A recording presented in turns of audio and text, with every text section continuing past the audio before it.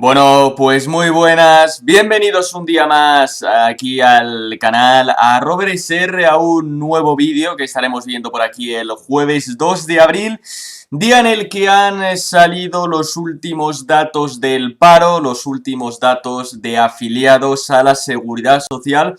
Y la verdad es que son números bastante lamentables y bastante peligrosos que nos muestran un poco cuál va a ser la realidad económica de España estos próximos meses y estos próximos años a consecuencia de la crisis del coronavirus. Ya lo estaréis viendo que el paro ha subido en más de 300.000 personas en marzo, pero hay que tener muy en cuenta que esos datos están maquillados porque no aparecen todos los trabajadores que se han acogido a un ERTE, que se supone o se presupone que son más de 2 millones de trabajadores los que se han sometido, entre comillas, a un ERTE, que ya sabéis que el ERTE luego garantiza por ley la recontratación una vez que termine esta pandemia sanitaria, teniendo en cuenta, por supuesto, las circunstancias económicas de la empresa. Por tanto, realmente estos datos están bastante maquillados. Hay que recordar que es la mayor subida del paro de la historia y la Seguridad Social, que pierde 800.000 empleos en un mes por la crisis del coronavirus, que es algo que nunca se había visto,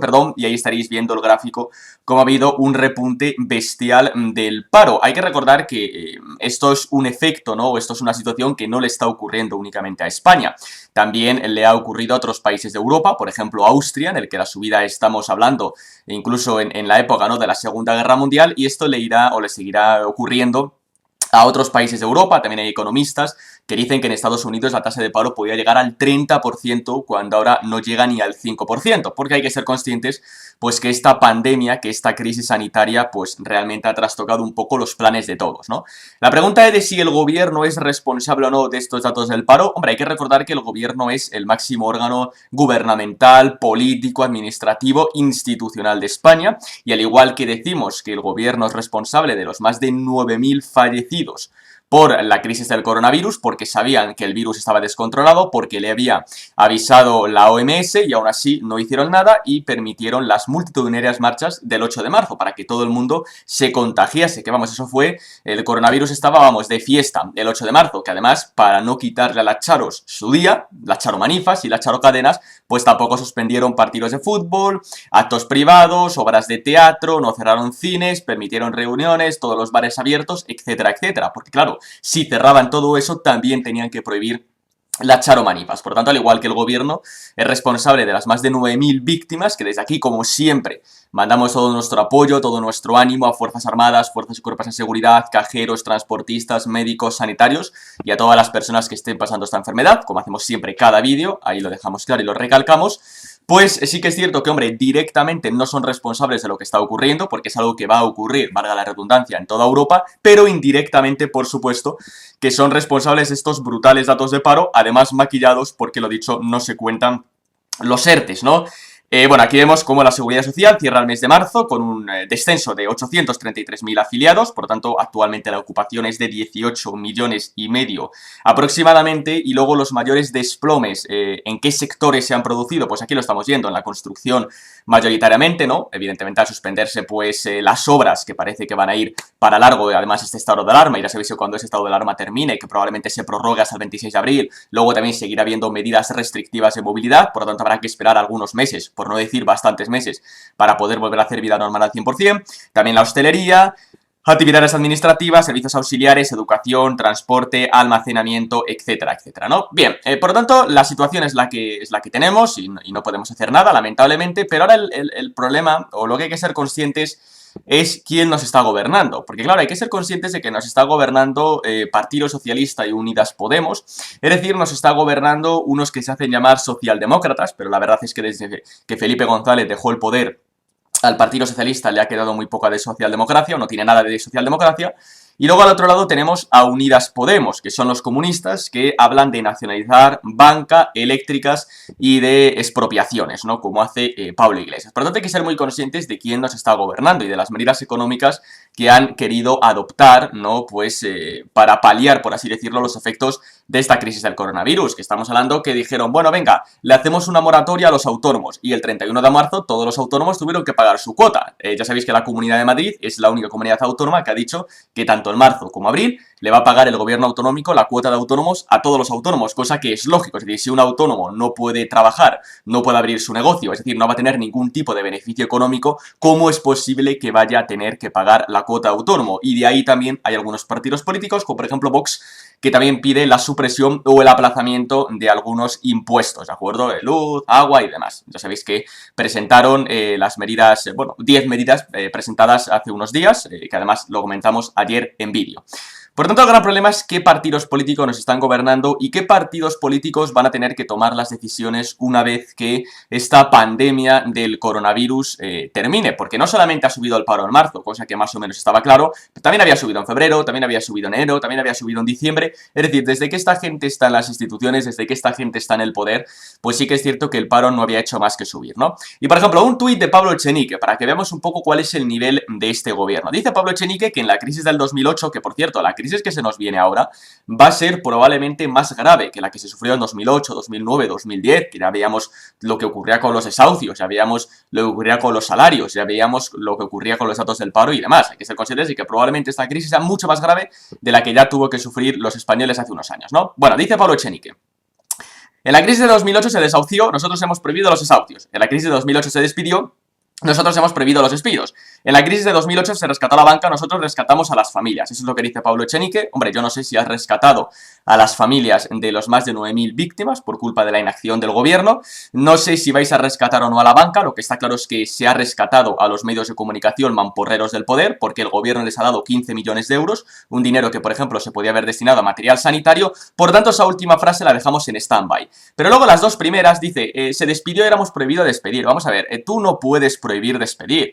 Y creo que no hay que ser muy inteligente para ser conscientes de ello. Es lo mismo que si Pedro Sánchez dice, venga, que el coronavirus no cree parados, y yo hago un real decreto que diga, el coronavirus no puede crear parados. Uy, madre mía, qué genios Pedro Sánchez. Es que ese es el nivel. Y cuando la ministra de Trabajo dice, es que vamos a prohibir despedir, eso lo único que estás haciendo es que cuando todo vuelva a la normalidad, cuando se recupere la normalidad, todo el mundo vaya a la cola del paro, porque le estás diciendo a los empresarios, le estás diciendo al sector privado que pague salarios, cotizaciones, que pague impuestos a cambio de no recibir ningún euro, porque tiene el negocio cerrado, porque no está facturando absolutamente nada. ¿Qué quieres? ¿Llevar a la quiebra a esa empresa? No vamos a despedir, no, sino que todo el mundo va a ir a la cola del paro cuando termine la pandemia sanitaria y además la mitad de las empresas van a estar en la quiebra y van a estar en la ruina. Esas son las medidas económicas que ofrece este gobierno. Por eso hay que ser muy conscientes de ello, de que no es lo mismo que te vaya a salvar el culo de una crisis económica partidos políticos de corte liberal, como ocurriría con Vox, como ocurriría con el Partido Popular, que ofrece medidas económicas de sentido común, a que te trate de salvar el culo, económicamente hablando, una gente que habla de expropiar, de nacionalizar y de que no se puede despedir, como si eso fuera posible, ¿no?